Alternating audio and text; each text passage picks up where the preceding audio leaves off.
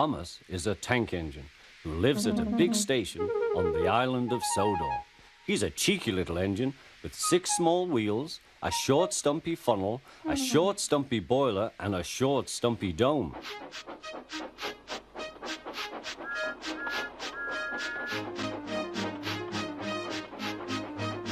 He's a fussy little engine too, always pulling coaches about ready for the big engines to take on long journeys.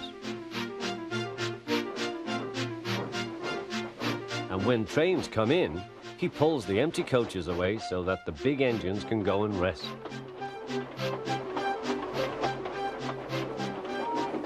Thomas thinks no engine works as hard as he does. He loves playing tricks on them, including Gordon, the biggest and proudest engine of all.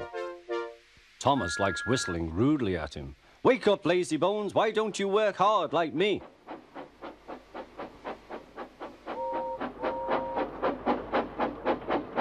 One day after pulling the big express, Gordon had arrived back at the sidings very tired. He was just going to sleep when Thomas came up in his cheeky way. "Wake up, lazy bones, do some hard work for a change. You can't catch me." And off he ran laughing. Instead of going to sleep again, Gordon thought how he could get back at Thomas. One morning, Thomas wouldn't wake up. His driver and fireman couldn't make him start. His fire went out and there was not enough steam. It was nearly time for the express. People were waiting, but the coaches weren't ready. At last, Thomas started. "Oh dear," he yawned. He fussed into the station where Gordon was waiting. "Hurry up, you," said Gordon.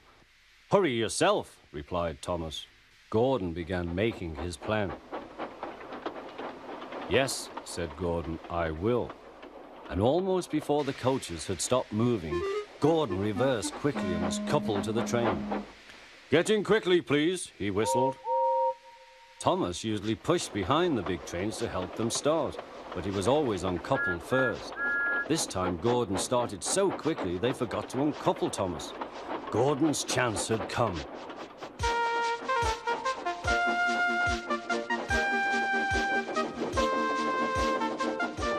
Come on, puffed Gordon to the coaches. The train went faster and faster, too fast for Thomas. He wanted to stop, but he couldn't. "Peep, peep, stop, stop!" "Hurry, hurry, hurry," laughed Gordon. You can't get away," laughed the coaches.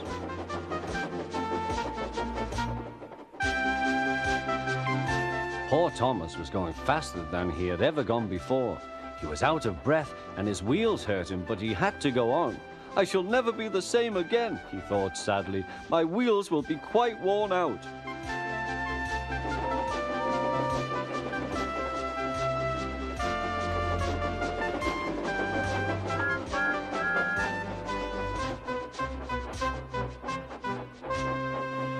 At last they stopped at a station.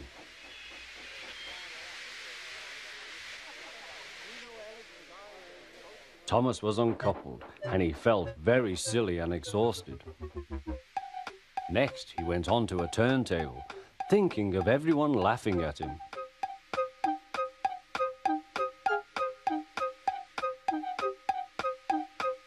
And then he ran onto a siding out of the way. "Well, little Thomas," chuckled Gordon, "now you know what hard work means, don't you?" Poor Thomas couldn't answer. He had no breath. He just puffed slowly away to rest and had a long, long drink.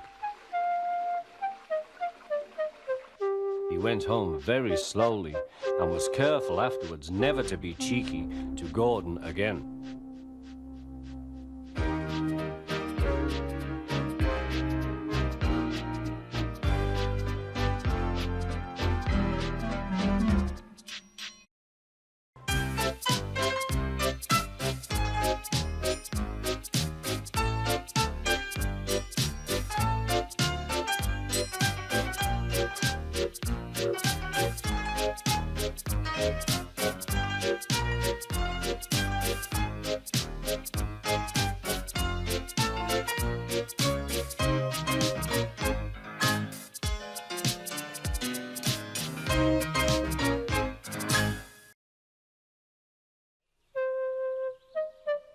One day, Edward was in the shed where he lived with the other engines.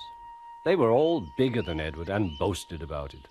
"The driver won't choose you again," said Gordon. "He wants strong engines like us." But the driver and fireman felt sorry for Edward. "Would you like to come out today?" "Oh, yes, please," said Edward. So they lit his fire, made lots of steam, and Edward puffed away. The other engines were very cross at being left behind.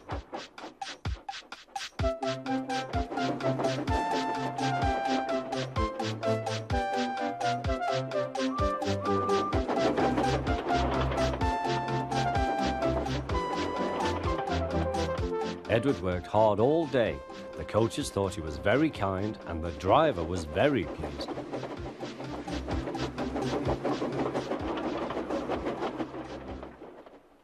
"I'm going out again tomorrow," Edward told the other engines that night.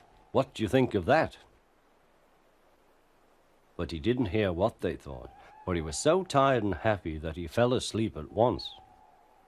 Next morning, Edward woke up to find nothing had changed. Gordon was still boasting. "You watch me, little Edward, as I rush through with the express. That will be a splendid sight for you. Goodbye, little Edward. Look out for me this afternoon."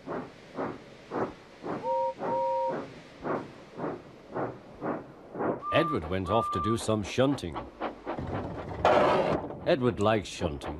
It was fun playing with trucks. He would come up quietly and give them a push.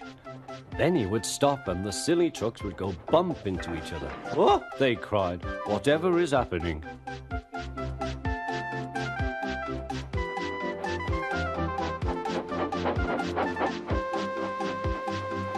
Edward played till there were no more trucks. Then he stopped to rest. Presently he heard a whistle. Gordon was very cross. Instead of nice shining coaches, he was pulling a lot of very dirty trucks. "A goods train, a goods train, a goods train," he grumbled. "The shame of it, the shame of it, oh, the shame of it." Edward laughed and went to find some more trucks. Then there was trouble. "Gordon can't get up the hill," the porter called to Edward's driver. "Will you take Edward and push him, please?" They found Gordon halfway up and very cross. His driver and fireman were talking to him severely. "You're not trying." "I can't do it," said Gordon. "The noisy trucks hold an engine back so."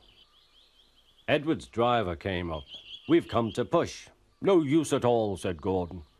"You wait and see," replied Edward's driver.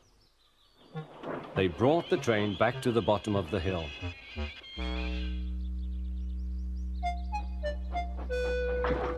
"I'm ready," said Edward. "No good," grumbled Gordon. They pulled and pushed as hard as they could.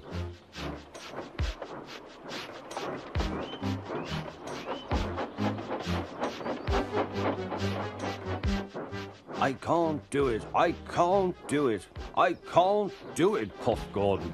"I will do it, I will do it, I will do it," puffed Edward. Edward pushed and puffed and puffed and pushed as hard as ever he could. And almost before he realized it, Gordon found himself at the top of the hill. "I've done it, I've done it, I've done it," he said proudly. He forgot all about Edward and didn't wait to say thank you. Edward was left out of breath and far behind. He ran on to the next station, and there he found that the driver and fireman were very pleased with him. The fireman gave him a nice long drink, and the driver said, "I'll get out my paint tomorrow and give you a beautiful coat of blue with red stripes. Then you will be the smartest engine in the shed."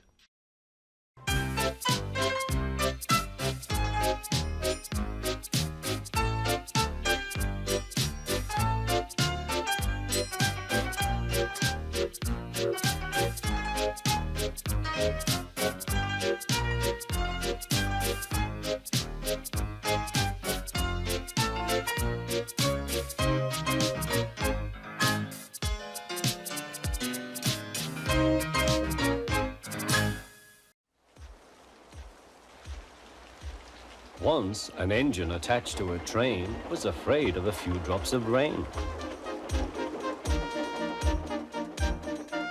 It went into a tunnel and squeaked through its funnel and wouldn't come out again.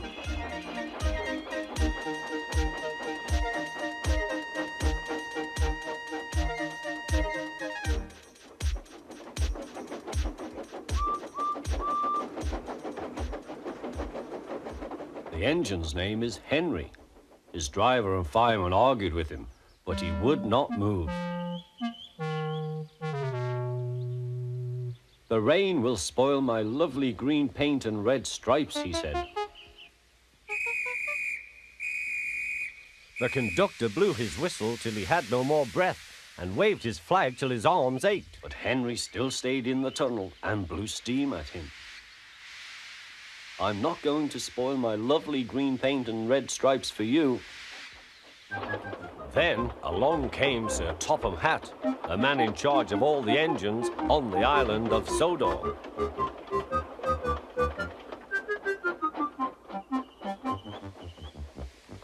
"We will pull you out," said Sir Topham Hatt. But Henry only blew steam at him.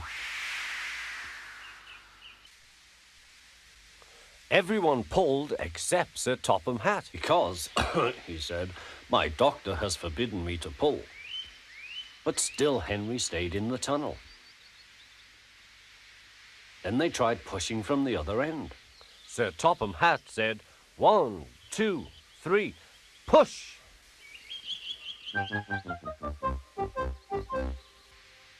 But he didn't help.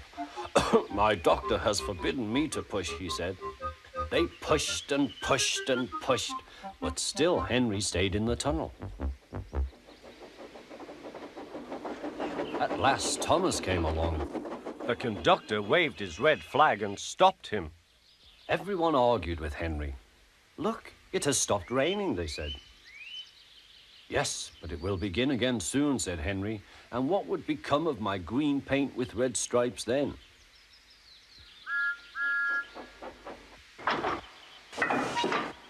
Thomas pushed and puffed and pushed as hard as ever he could. But still Henry stayed in the tunnel.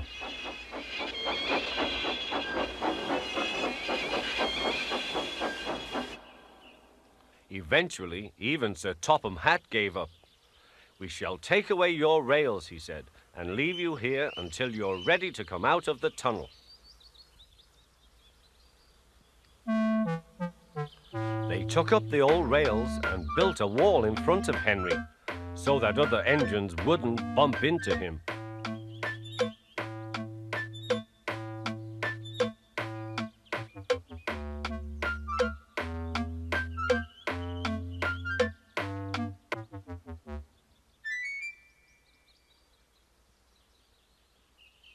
All Henry could do was to watch the trains rushing through the other tunnel. He was very sad because he thought no one would ever see his lovely green paint with red stripes again. As time went on, Edward and Gordon would often pass by. Edward would say, "Peep, peep, hello." And Gordon would say, "Poop, poop, poop, serves you right." Poor Henry had no steam to answer. His fire had gone out. Sudden dirt from the tunnel had spoilt his lovely green paint and red stripes anyway.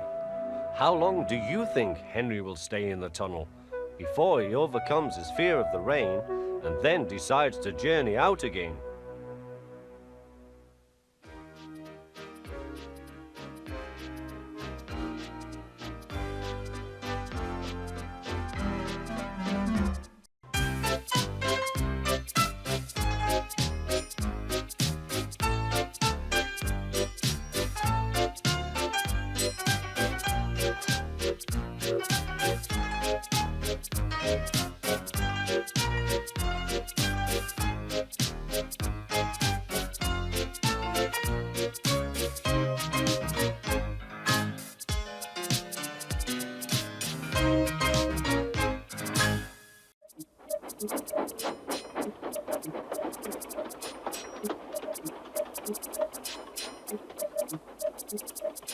Gordon always pulled the big express.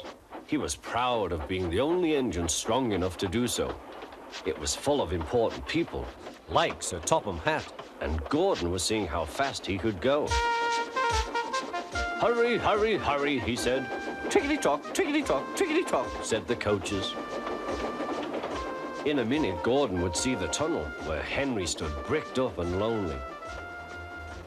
Oh dear, thought Henry, why did I worry about rain spoiling my lovely coat of paint? I'd like to come out of the tunnel, but Henry didn't know how to ask. I'm going to poop at Henry, said Gordon. He was almost there when... And there was proud Gordon going slower and slower. in a cloud of steam, his driver stopped the train. What has happened to me? Asked Gordon. I feel so weak. You've burst your safety valve, said the driver. You can't pull the train anymore. Oh dear, said Gordon. We were going so nicely too. And look, there's Henry laughing at me. Everyone came to see Gordon. Huh, said Sir Topham Hatt. These big engines are always causing me trouble. Send for another engine at once. While the conductor went to find one, they uncoupled Gordon, who had enough puff to slink onto the siding out of the way.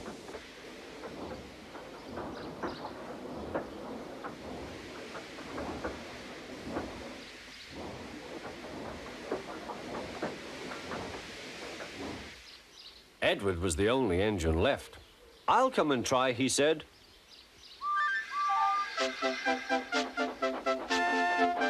Huh, said Gordon. That's no use. Edward can't push the train.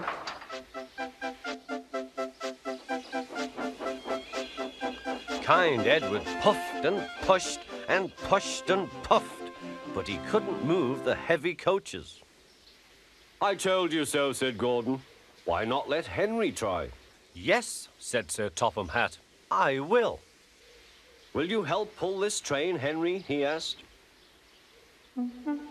Oh, yes, said Henry.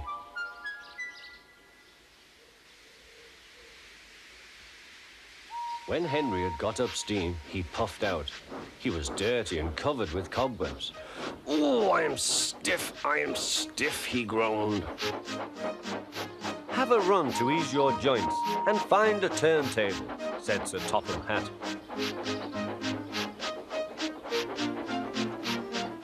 When Henry came back, he felt much better. Then they coupled him up. Peep, peep, said Edward, I'm ready. Peep, peep, peep, said Henry, so am I. Pull hard, we'll do it. Pull hard, we'll do it. They puffed together.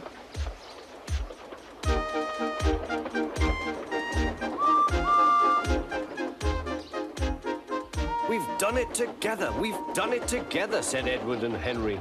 You've done it, hooray! You've done it, hooray! Sang the coaches. Everyone was excited. Sir Topham Hatt leaned out of the window to wave at Edward and Henry, but the train was going so fast that his hat blew off into a field, where a goat ate it for tea.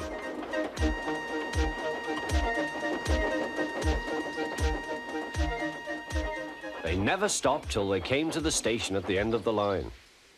The passengers all said, thank you, and Sir Topham Hatt promised Henry a new coat of paint. On their way home, Edward and Henry helped Gordon back to the shed.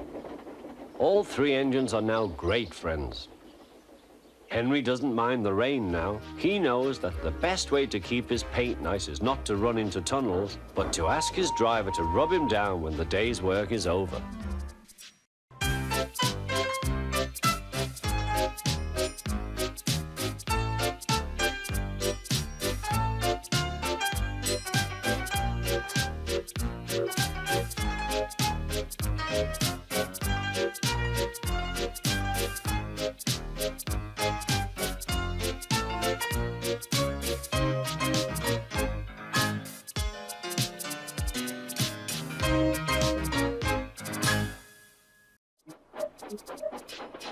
Thomas the tank engine was grumbling to the other engines.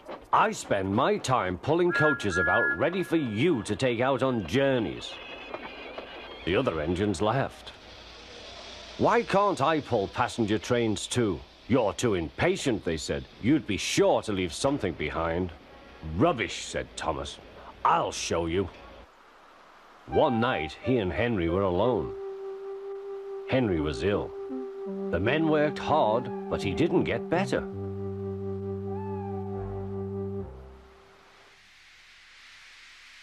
He felt just as bad next morning. Henry usually pulled the first train, and Thomas had to get his coaches ready. If Henry is ill, he thought, perhaps I shall pull his train. Thomas ran to find the coaches.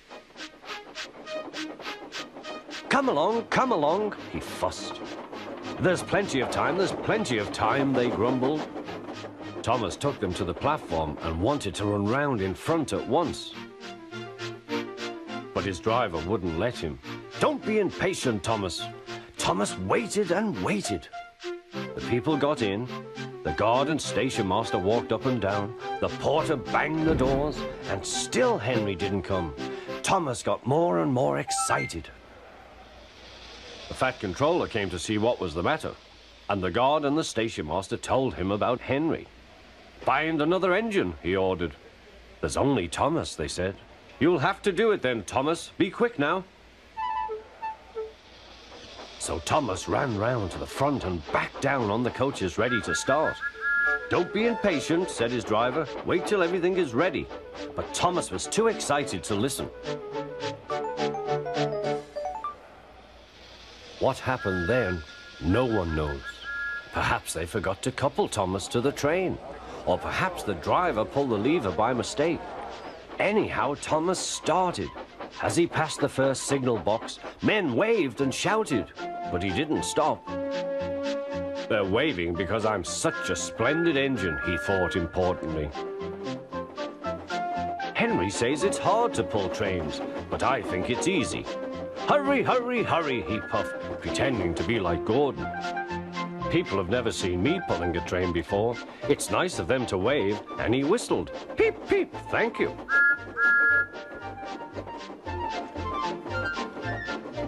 Then he came to a signal at danger. Bother, he thought. I must stop, and I was going so nicely too. What a nuisance signals are. He blew an angry peep, peep on his whistle. The signalman ran up. Hello, Thomas, he said. What are you doing here? I'm pulling a train, said Thomas. Can't you see? Where are your coaches, then? Thomas looked back. Why, bless me, he said, if we haven't left them behind. Yes, said the signalman. You'd better go back quickly and fetch them. Poor Thomas was so sad he nearly cried. Cheer up, said his driver. Let's go back quickly and try again.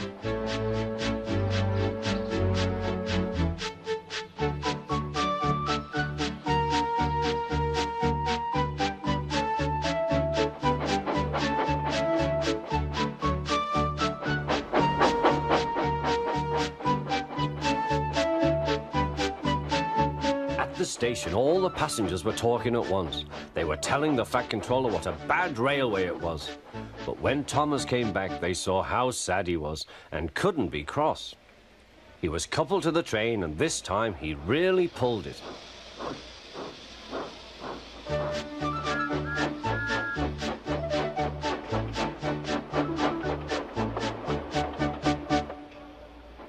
But for a long time afterwards, the other engines laughed at Thomas and said, Look, there's Thomas, who wanted to pull a train, but forgot about the coaches.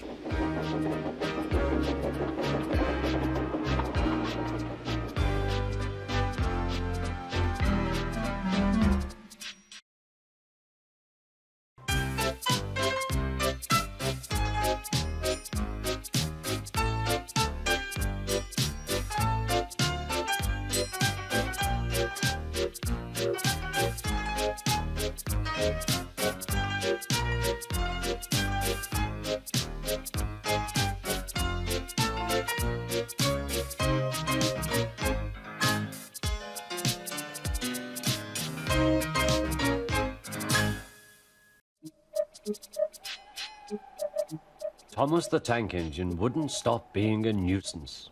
Night after night he kept the other engines awake. I'm tired of pushing coaches. I want to see the world. The other engines didn't take much notice, for Thomas was a little engine with a long tongue.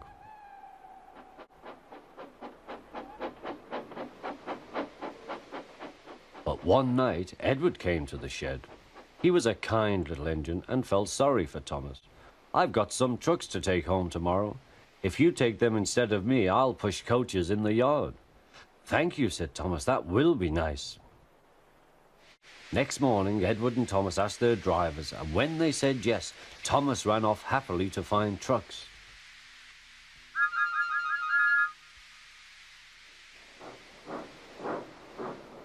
Now, trucks are silly and noisy. They talk a lot and don't attend to what they are doing. And I'm sorry to say they play tricks on an engine who is not used to them. Edward knew all about trucks. He warned Thomas to be careful, but Thomas was too excited to listen.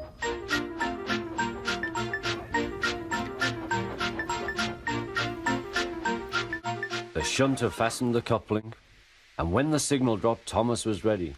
The guard blew his whistle. "Peep, peep," answered Thomas, and started off. But the trucks weren't ready. "Oh, oh, oh," they screamed. "Wait, Thomas, wait." But Thomas wouldn't wait. Come on, he puffed. All right, don't fuss. All right, don't fuss," grumbled the trucks.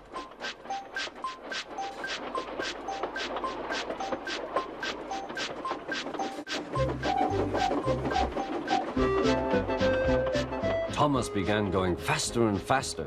"Whee!" he whistled as he rushed through Henry's tunnel.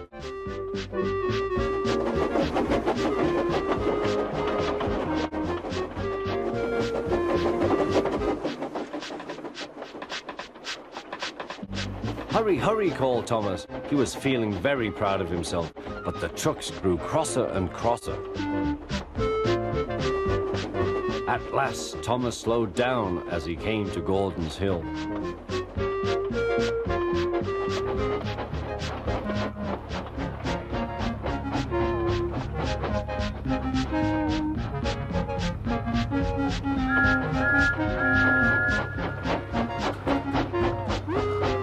"Steady now, steady," warned the driver as they reached the top. He began to put on the brakes. We're stopping, called Thomas. No, answered the trucks, bumping into each other. Go on. Before the driver could stop them, they had pushed Thomas down the hill and were rattling and laughing behind him. Poor Thomas tried hard to stop them from making him go too fast. Stop pushing, he hissed, but the trucks took no notice. Go on, they giggled in their silly way.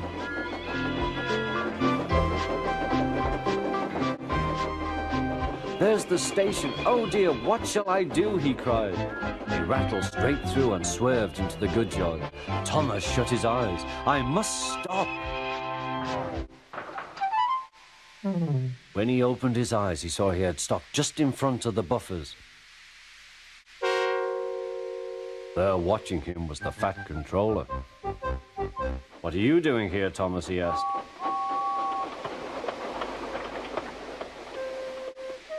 I brought Edward's trucks, Thomas answered.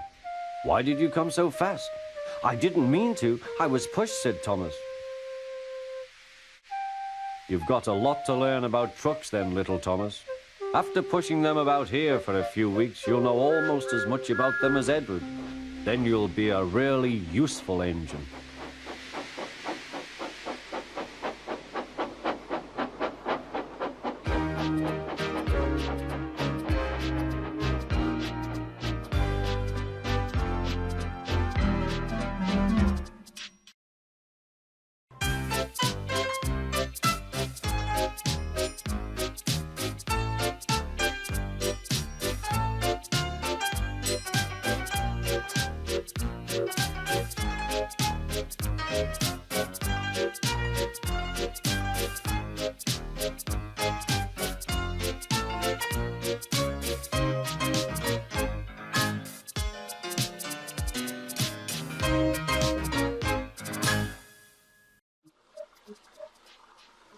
Every day, the Fat Controller came to the station to catch his train. "Hello," he always said to Thomas. "Remember, don't be impatient, Thomas. You can never be as strong and fast as Gordon, but you can be a really useful engine. Don't let the silly trucks tease you." There were lots of trucks, and Thomas worked very hard pushing and pulling them into place. There was also a small coach and two strange things his driver called cranes. "That's the breakdown train," he told Thomas. "The cranes are for lifting heavy things like engines and coaches and trucks." One day, Thomas was in the yard. Suddenly, he heard an engine whistling. "Help! Help!" A goods train came rushing through much too fast. The engine was James, and he was frightened. His brake blocks were on fire. "They're pushing me, they're pushing me," he panted. On, laughed the trucks. Still whistling, "Help! Help!" Poor James disappeared. "I'd like to teach those trucks a lesson," said Thomas the Tank Engine. Soon came the alarm. "James is off the line. The breakdown train, quickly!" Thomas was coupled on, and off they went.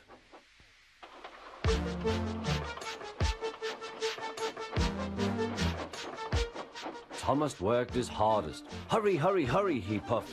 He wasn't pretending to be like Gordon. He really meant it. "Bother those trucks and their tricks. I hope poor James isn't hurt."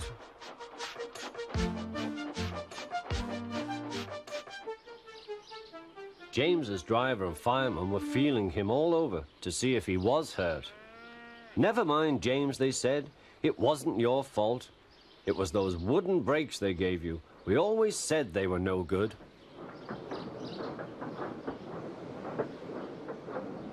Thomas pushed the breakdown train alongside.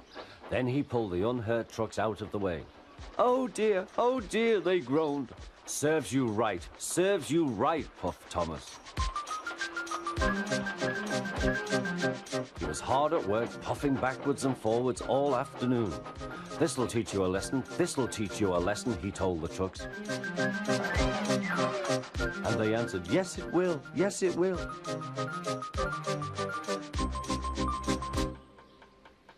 They left the broken trucks, then with two cranes they put James back on the rails.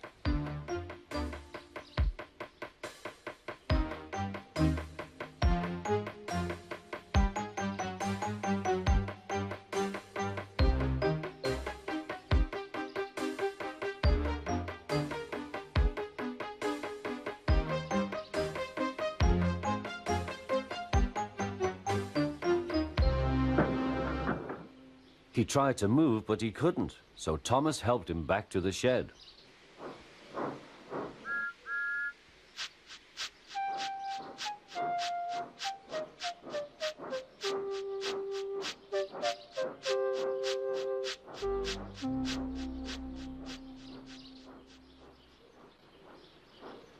The Fat Controller was waiting anxiously for them.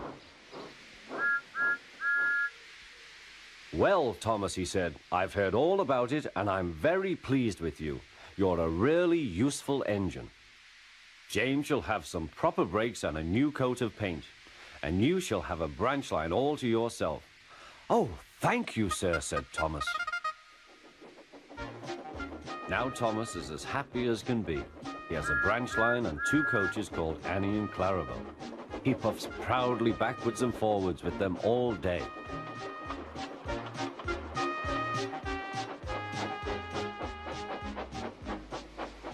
He is never lonely. Edward and Henry stop quite often and tell him the news. Gordon is always in a hurry, but never forgets to say poop poop, and Thomas always whistles peep peep in return.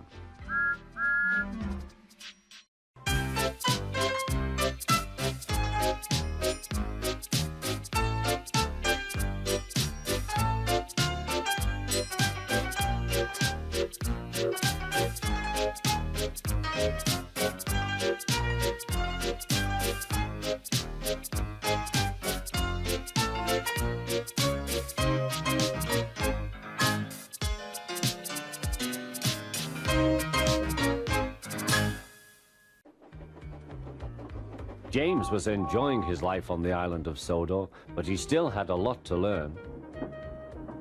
"You're a special mixed traffic engine," said the Fat Controller. "You can pull coaches or trucks quite easily, but you must learn by your mistakes." James knew what the Fat Controller meant. He could well remember that dreadful accident on his first day. "Be careful with the coaches, James," said Edward. "They don't like being bumped." Everyone came to admire James. "I'm a really splendid engine," he thought, and suddenly let off steam. A shower of water fell on the Fat Controller's nice new top hat. Just then the guard blew his whistle, and James thought they had better go. Go on," he puffed to Edward. Don't push," replied Edward. The coaches were grumbling too. Don't go so fast! But James didn't listen.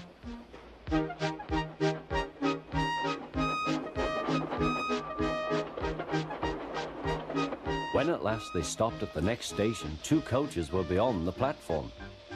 They had to go back to let the passengers out. But no one seemed to know about the Fat Controller's top hat, though James felt happier. Presently they came to the station where Thomas was waiting with his 2 coaches. "Hello, James," said Thomas. "Feeling better?" "That's right." "Oh, that's my guard's whistle. I must go. I don't know what the Fat Controller would do without me to run this branch line," and he puffed off importantly. Edward and James passed the field where James had had his accident. The fence was mended and the cows were back again.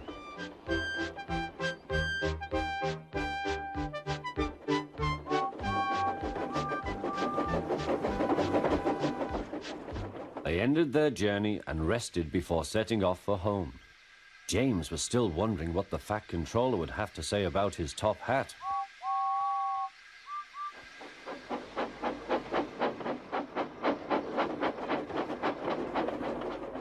Next morning, the Fat Controller spoke severely to him. "If you can't behave, I shall take away your red coat and have you painted blue." James didn't like that at all. He was very rough with the grumbling coaches as he brought them to the platform. "Don't talk, come on," he called to them. "Gordon never has to fetch his own coaches," he thought to himself, "and he's only painted blue." To make James even more cross, this time no one came near him. "I'll show them," he thought. "They think Gordon is the only engine who can pull coaches."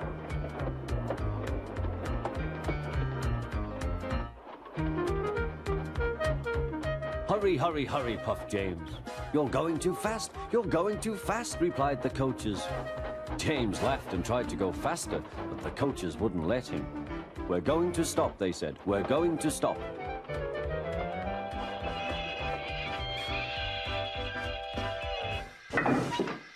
"What's the matter?" James asked his driver. "The brakes are hard on. Leak in the pipe, most likely. You've banged the coaches enough to make a leak in anything." "How shall we mend it?" said the guard. "We'll do it with newspaper and a leather bootlace," replied the driver. "Well, where is the bootlace coming from?" asked the guard. "Ask the passengers," said the driver. "You have a leather bootlace there, I see, sir," said the guard to a smartly dressed man. "Please give it to me." "I won't," said the man. "Then," said the guard, "I'm afraid the train will just stop where it is." The passengers all said what a bad railway it was. Then they told the man how bad he was instead. Everyone was very cross. At last he handed his laces over. The driver tied a pad of newspaper tightly round the hole in the brake pipe, and James was able to pull the train.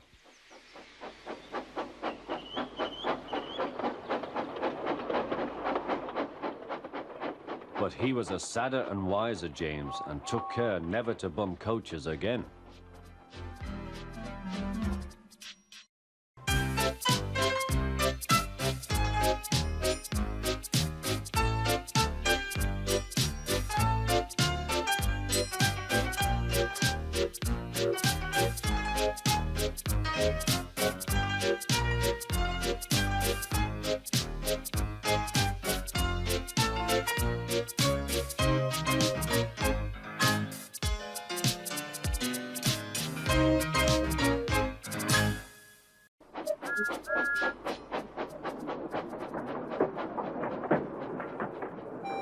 James had not seen the Fat Controller for several days.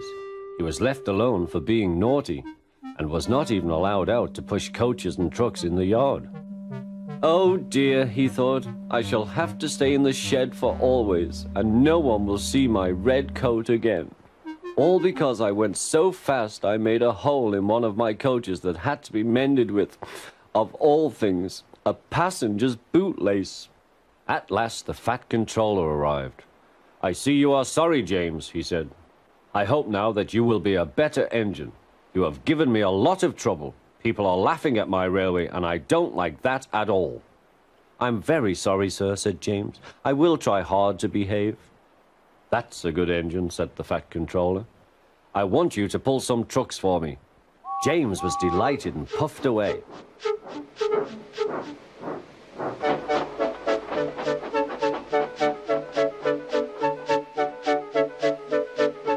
Here are your trucks, James, said Thomas. Have you got some bootlaces ready? And he ran off, laughing. Oh, said the trucks. We want a proper engine, not a red monster. James took no notice and started as soon as the guard was ready.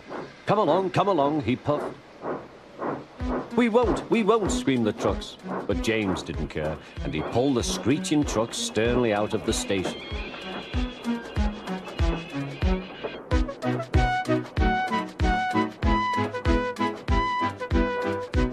The trucks tried hard to make him give up, but he still kept on.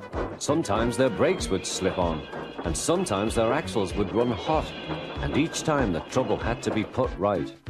And each time James would start again, determined not to let them beat him. Give up, you can't pull us, you can't, called the trucks. I can and I will, puffed James, and slowly but surely he pulled them along the line. At last they saw Gordon's hill. Look out for trouble, James, warned his driver. We'll go fast and get them up before they know it. Don't let them stop you. So James went faster, and soon they were halfway up. I'm doing it, he panted. Will the top never come? Then, with a sudden jerk, it all came easier. I've done it, he puffed. Hooray! It's easy now. But his driver shut off steam. They've done it again. We've left our tail behind. Look. The last trucks were running backwards down the hill. The coupling had snapped. But the guard stopped the trucks and got out to warn approaching engines. That's why it was easy, said James, as he backed the other trucks carefully down. What silly things trucks are. There might have been an accident. Shall I help you, James? Called Edward. No, thank you, answered James. I'll pull them myself. Good. Don't let them beat you. You're doing well, whistled Edward, as James slowly struggled up the hill. I can do it, he puffed. He pulled and puffed as hard as he could. I've done it, he panted.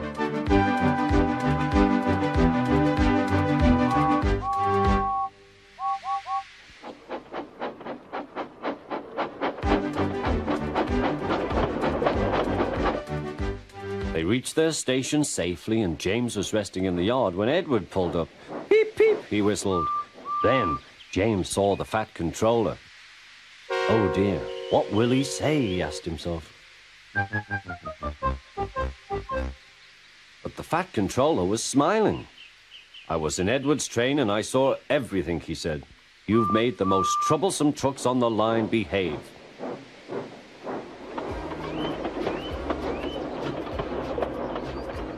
After that, you deserve to keep your red coat.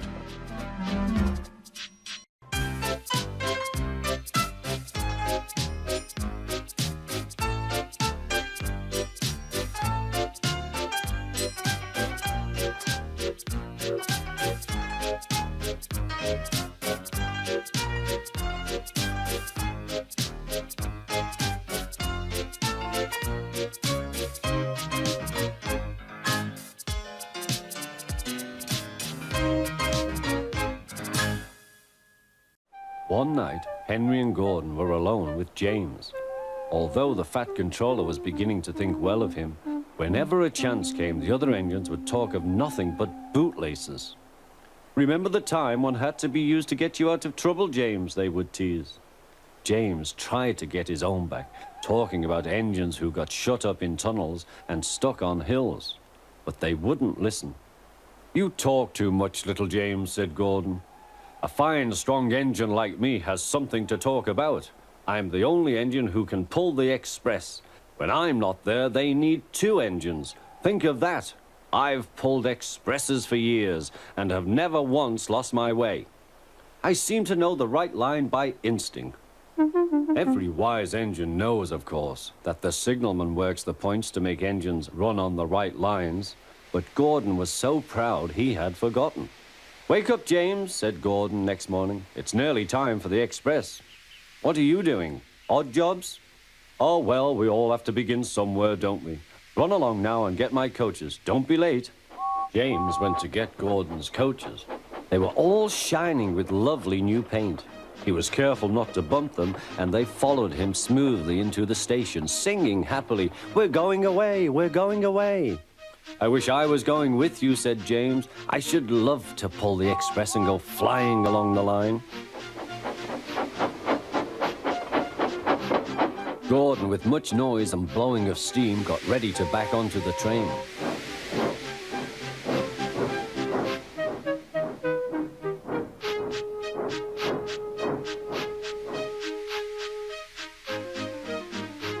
The Fat Controller was on the train with other important people, and as soon as they heard the guard's whistle, Gordon started.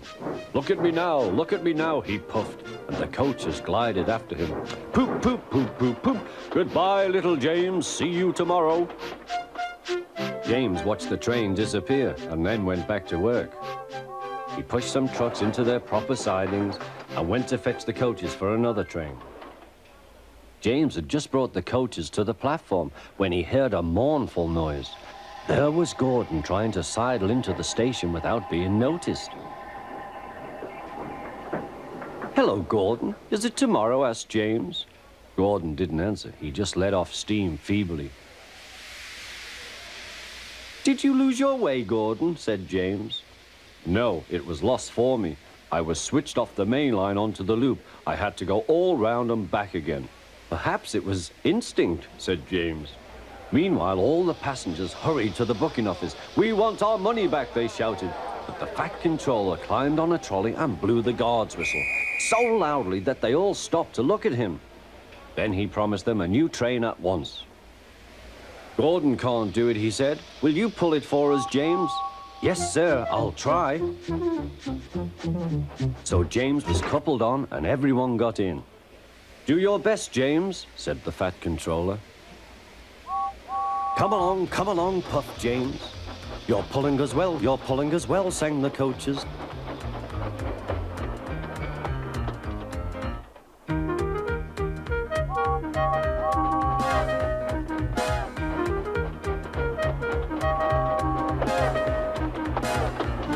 Bridges and stations flashed by, the passengers cheered, and they soon reached the station. Everyone said thank you to James, and the Fat Controller was very impressed. "Well done," he said. "Would you like to pull the express sometimes?" "Yes, please," answered James. Next day, when James came by, Gordon was pushing trucks. "I like some quiet work for a change," he said. "I'm teaching these trucks manners. You did well with those coaches, I hear." "Good, we'll show them." And he gave his trucks a bump. James and Gordon are now good friends. James sometimes takes the express to give Gordon a rest. Gordon never talks about bootlaces, and they are both quite agreed on the subject of trucks.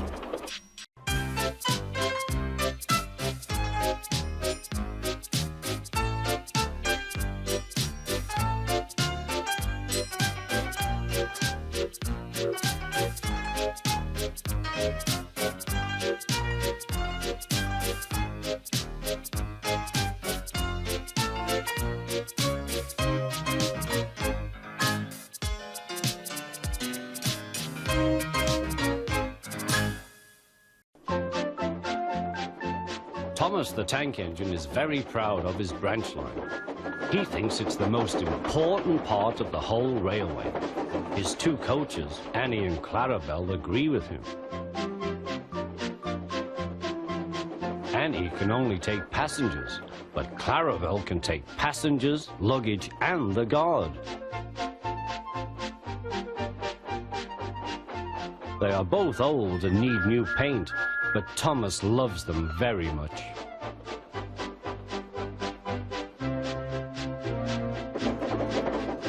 As they run backwards and forwards along the line, they sing songs to each other. When Thomas starts from a station, he sings, "Oh, come along, we're rather late. Oh, come along, we're rather late." And the coaches sing, "We're coming along, we're coming along." They don't mind what Thomas says to them, because they know he is trying to please the fat controller.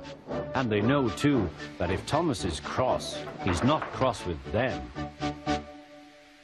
One day they had to wait for Henry's train, which made Thomas very cross. How can I run my line properly if Henry is always late? He doesn't realize that the fat controller depends on me. Thomas whistled impatiently. He wanted to leave, but he had to wait for Henry's passengers.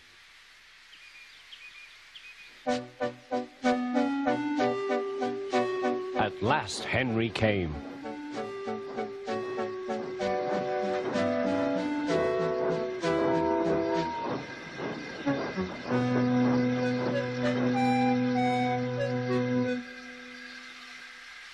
"Where have you been, lazybones?" asked Thomas.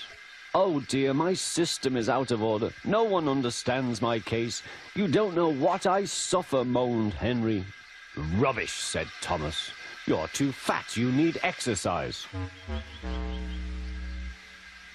The guard blew his whistle, and Thomas started so quickly that he left him behind. The guard waved his red flag to stop Thomas, but he was well on his way, steaming out of the station. Come along, puffed Thomas. But Clarabelle didn't want to come. "I've lost my nice guard. I've lost my nice guard," she sobbed. Annie tried to tell Thomas what had happened. "We haven't a guard. We haven't a guard." But he was hurrying and wouldn't listen. Annie and Clarabelle tried to put on their brakes, but they couldn't without the guard. "Where is our guard? Where is our guard?" they cried. But Thomas didn't stop till they came to a signal. "Bother that signal," said Thomas. "What's the matter?" "I don't know," said his driver. "The guard will tell us in a minute." They waited and waited, but the guard didn't come. "Peep, peep, peep, peep." "Where is the guard?" whistled Thomas. "We've left him behind," sobbed Annie and Clarabelle together. Everyone looked, and there was the guard running as fast as he could along the line, with his flags in one hand and his whistle in the other. He was very hot, so he had a drink, then told them all about it. "I'm very sorry, Mr. Guard," said Thomas. "It wasn't your fault, Thomas," he replied. "Look, the signal is down. We can go. Let's make up for lost time."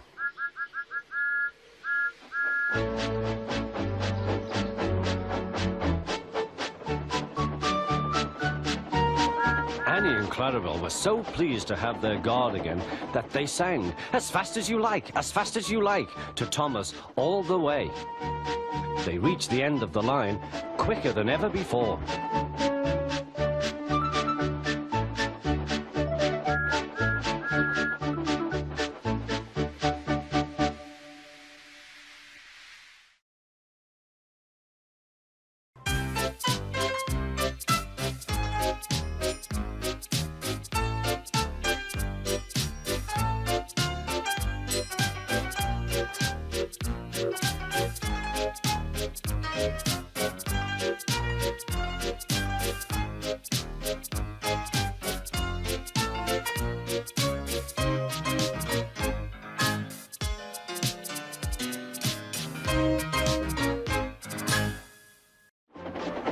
When Thomas puffed along his branch line, he always looked forward to something special.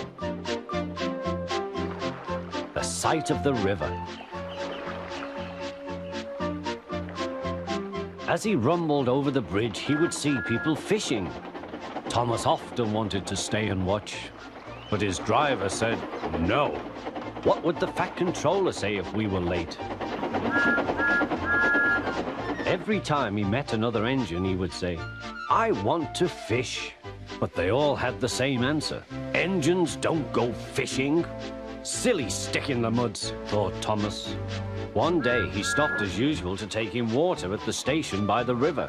"Out of order." "Bother," said Thomas, "I'm thirsty."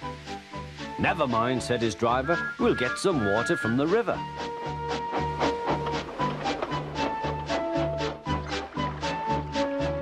They found a bucket and some rope and went to the bridge.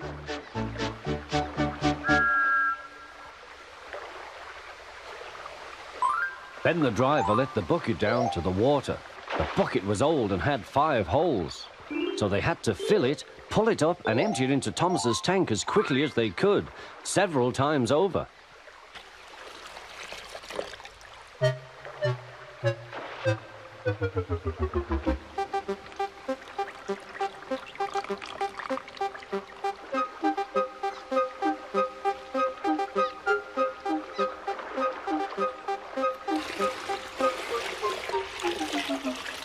They finished at last. That's good, puffed Thomas, and Annie and Clarabelle ran happily behind.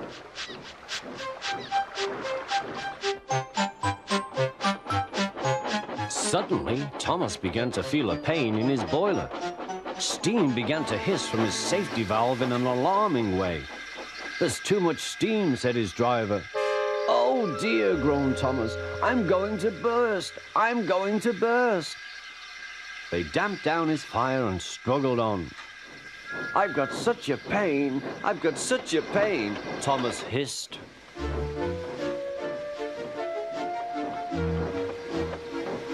They stopped just outside the last station, uncoupled Annie and Clarabelle, and ran Thomas, who was still hissing fit to burst, on a siding right out of the way.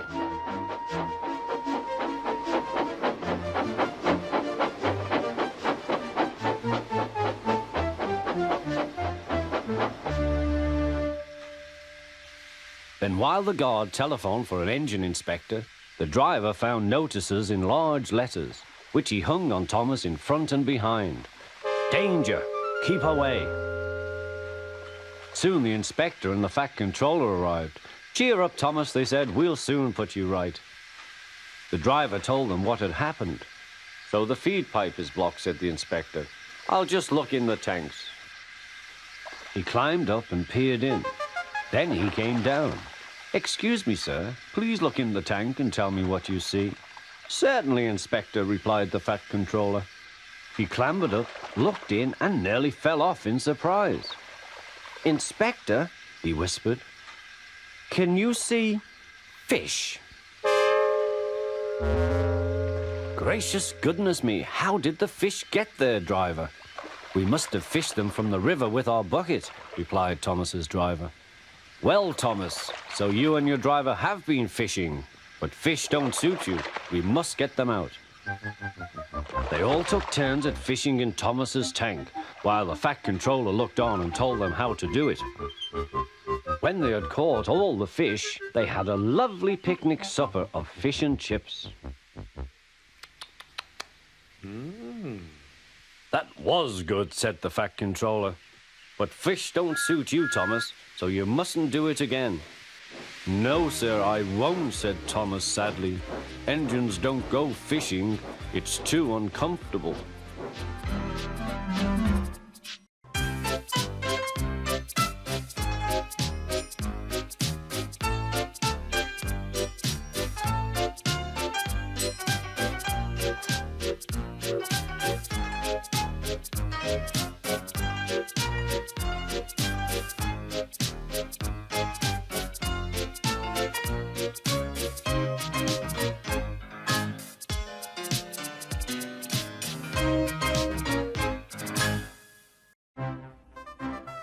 Autumn had come to the island of Sodor.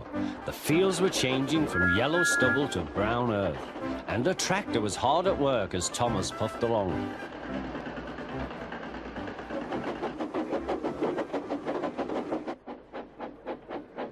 Later, Thomas saw the tractor close by. "Hello," said the tractor. "I'm Terence. I'm ploughing." "I'm Thomas. I'm pulling a train." "What ugly wheels you've got." "They're not ugly. They're caterpillars," said Terence.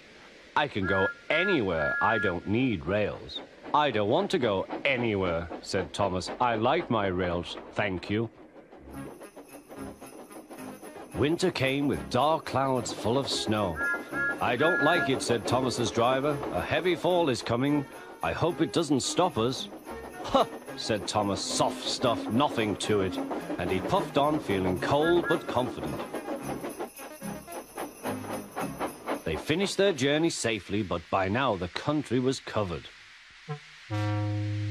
"You'll need your snowplow for the next journey, Thomas," said his driver. "Huh! Snow is silly soft stuff. It won't stop me." The snowplow was heavy and uncomfortable and made Thomas cross. He shook it and he banged it, and when they got back, it was so damaged that the driver had to take it off. "You're a very naughty engine," he said to Thomas. Next morning, Thomas's driver and fireman came early and worked hard to mend the snowplow, but they couldn't make it fit. Thomas was pleased. "I shan't have to wear it. I shan't have to wear it," he puffed to Annie and Clarabelle. But they were rather worried. "I hope it's all right. I hope it's all right," they whispered to each other. The driver was worried too. "It's not bad here," he said to the fireman, "but it's sure to be deep in the valley." "Silly soft stuff," puffed Thomas. "I didn't need that stupid old thing yesterday, and I shan't today. Snow can't stop me." He rushed into a tunnel thinking how clever he was, but there was trouble ahead. "Cinders and ashes," said Thomas. "I'm stuck." And he was. "Back, Thomas, back," said his driver. Thomas tried, but his wheels spun and he couldn't move. The guard went back for help, while everyone else tried to dig the snow away. But as fast as they dug, more snow slipped down until Thomas was nearly buried. "Oh, my wheels and coupling rods! I shall have to stop here till I'm frozen. What a silly engine I am!" And Thomas began to cry.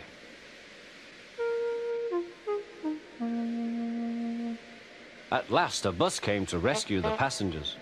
And then, who should come to Thomas's rescue but Terence? Snow never worries him.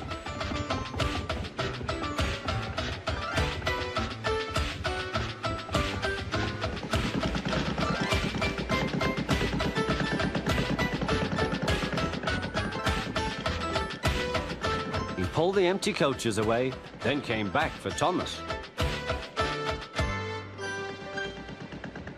Thomas's wheels were clear, but still spun when he tried to move.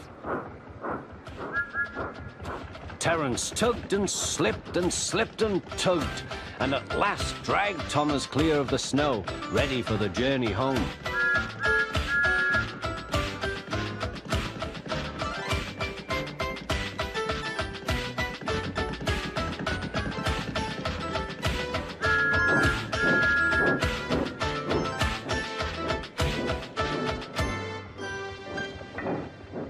"Thank you, Terence. Your caterpillars are splendid," said Thomas.